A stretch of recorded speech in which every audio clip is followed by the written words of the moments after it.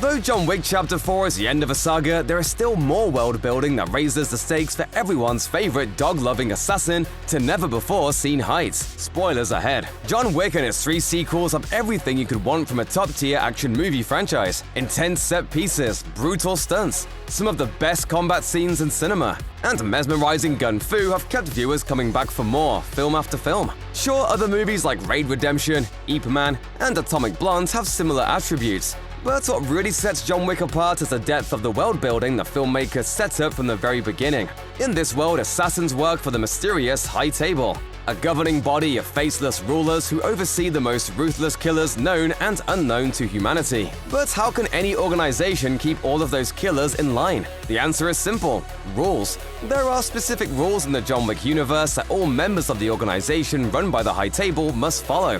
In the first movie, we see what happens when rules are broken, when Miss Perkins conducts business on continental grounds and is subsequently executed for it. And of course, John Wick spent multiple movies paying for his transgressions. Like any good world building, we find out a little more about the world with every film.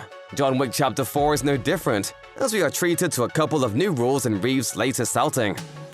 Ever since he got revenge for the death of his puppy by taking out Iosef Tarasov and his father Vigo, John Wick has had a single goal: getting out of the life. Of course, the world of the High Table doesn't make that easy, and his pursuit of freedom goes off the rails multiple times. We find out in John Wick Chapter 4 that there is a relatively straightforward path to getting out from under the table in the form of a one-on-one duel. With the Marquis coming down on him and hunting him into a corner, his only chance to get out is to come face-to-face with the one person standing between him and freedom. The concept of a High Table duel had always been a myth to John, but Winston reveals that they are, in fact, real, and that John needs to rejoin the Roma Ruska family in order to request one.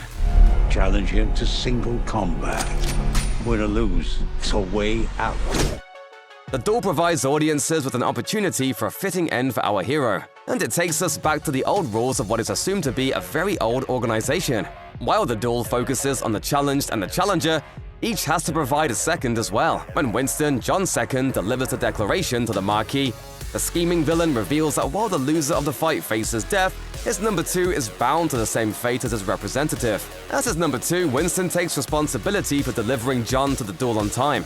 Winston has been hitching his wagon to the fate of John Wick for 3 movies, so it should come as no surprise that the man would do so again in the final moments and risk everything on the back of Wick's brutality. If Wick is the victor of the duel, Winston is reinstated as the manager of the Continental.